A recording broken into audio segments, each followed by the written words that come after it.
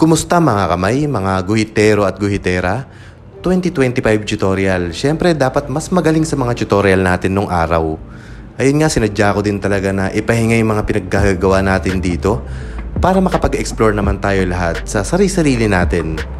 Pero siyempre na-miss ko kayo at marami pa rin mga beginners na ngayon pa lang nagsisimula. Marami ring artist na nagpahinga at huminto na kailangan ng refresher. Kaya malaking tulong din sa kanila na may mga updated tutorials tulad nito. Na-miss ko yung ganitong format, so tara simulan na natin to. Art materials muna syempre. Ayun nga, para sa akin, mas konti, mas simple, mas madali kang matututo at hindi ka malilito.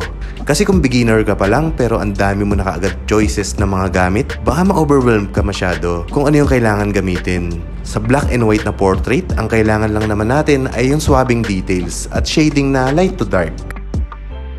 So sa pencils muna tayo. Para sa akin, itong Staedtler na 8B, ito yung ginagamit ko sa mga details na pinaka-black. Tulad ng mga details sa mata, sa butas ng ilong, sa bibig, at sa mga outlines na kailangan na sobrang dark. Hindi kailangan madiin yung pag-apply nito para makuha mo kaagad yung pagkaitim niya. Chill-chill lang. Ito ring 6B, pwede siyang alternate sa 8B.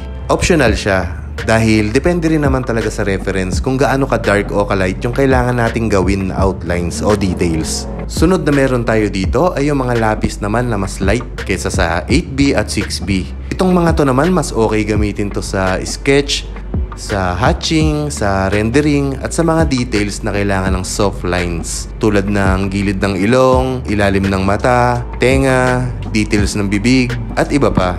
At ayun nga, depende ulit sa reference kung gaano ka-dark yung kailangan nating gawin. Kaya pipiliin din talaga natin sa mga lapis na to kung ano yung bagay na gamitin. Sunod naman natin ay yung mga papers natin. Okay, sa mga papel naman tayo. Pambansang papel, walang iba kundi ang vellum board. Madaling mahanap, madaling mabili, maraming available na size, smooth gamitin, makapal, at syempre murang-mura lang. Ayan na, orange vellum, baka naman. Meron din mga kanson, mga Bristol board na pwede mo rin i-consider na gamitin at i-explore.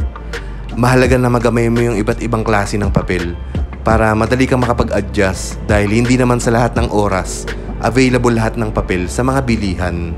Sunod naman ay itong mga soft brush o makeup brush. Ito naman yung mga panghagod natin at mga pang-smooth ng shading. Basta malambot na brush, pwede na yan. Marami ring available nito sa bookstore, sa Shopee, at meron din sa akin. Ilalagay ko na lang sa description yung link ng FB page ko. May iba't ibang size at shape din yung mga brush na to, kaya kahit maliit o malaking shading magagawa mo. Sunod naman itong mga erasers na sobrang importante talaga sa pagdodrawing ng portraits. Ayan, needed eraser sa paggawa ng mga katamtamang bura lang, at pencil eraser para sa pagbura ng mga maliliit na details at paggawa ng strands sa buhok. Sobrang daming magagawa sa mga pambura na to. Pinakahuli ay itong charcoal powder natin. Itong charcoal ko na to ay bagay na bagay sa skin tone dahil gray yung shade niya. Ito namang Berkeley ay mas dark kaya bagay sa buhok, sa mga black na damit, at sa mga background na kailangan i-dark. Kung gusto nyo mag-avail ng charcoal ko, i-message nyo lang ako sa aking FB page. Okay, sa mga tips naman tayo kung paano mas effective gamitin yung mga materials natin, malamang karamihan dito ay alam mo na. Yung iba naman ay baka ikagulat mo na, pwede pala yun. Start tayo sa papel. Alam nyo ba na yung magkabilang sides ng vellum board ay magkaiba ng texture? Sa una medyo mahirap ma-identify kung alin dito yung harap at alin yung likod.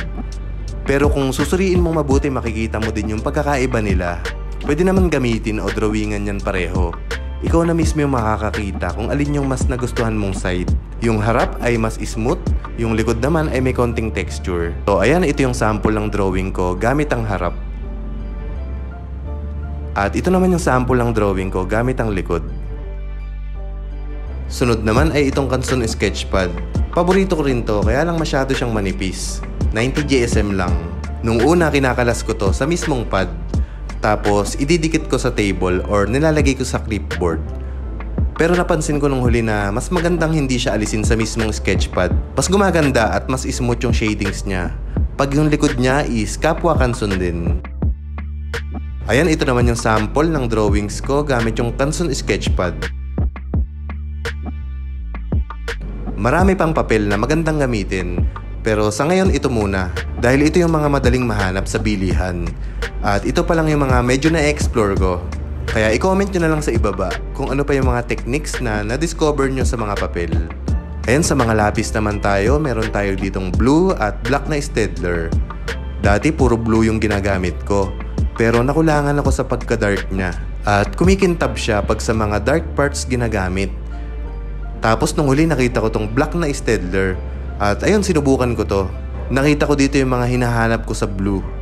Pero hindi ko naman sinasabing mas better tong isa.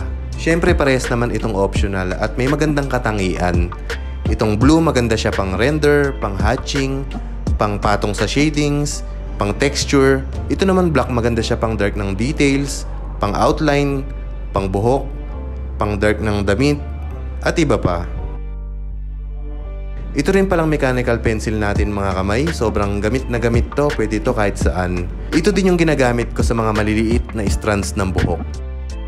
Additional tip sa lapis, no? Alam nyo naman na to. Dapat masipag kang magtulis. At huwag itatapon ka agad. Kung umikli na to, pwede pa naman yan lagyan ng extender tulad nito. Mas tipid pa ganyan. Tips naman para sa mga brush natin. Syempre, bago tayo magsimula sa paggamit nito, linisin muna natin palagi. Common mistakes ito ng karamihan, ano? Dahil nakakalimutan nilang linisin after gamitin nung nakaraan. Kaya magugulat na lang sila pag in-apply na nila sa bago nilang dinodrawing. Marami agad charcoal. Marumi ka agad. Punas-punas din pag may time. So ito ipapakita ko na din sa inyo yung mga common mistakes na paggamit sa mga materials na pinakita ko.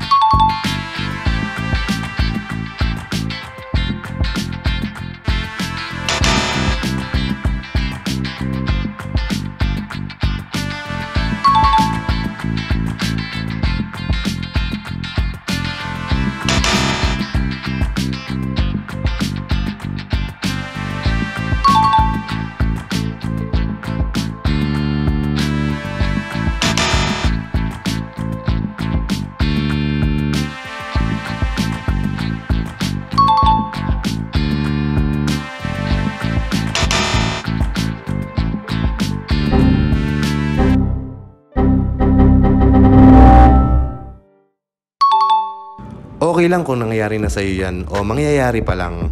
Required talaga na pagdaanan yan. Diyan ka mas matututo. Hindi ka magkakaroon ng goal kung hindi mo naman maranasan sumablay. Sobrang lawak pa ng kailangan nating malaman pagdating sa mga materials, pero hindi tayo makakahakbang papunta sa lahat ng mga yon kung di natin sisimulan sa mga pinaka-basic at pinaka-abot kayang mga gamit. Pag napag-aralan mo na yung mga yan at kumikita ka na, unti-unti ka nang mag-explore at mag-invest ng mga iba pang materials. Sa susunod na video natin, tatalakayin naman natin yung mga technique at mga method sa paggawa ng sketch. Pero bago tayo matapos, baka pwedeng pa-like at pa-share naman ang video na to kung nag-enjoy at may natutunan ka. Yun lang mga kamay, salamat sa panonood at kita-kits tayo sa next video.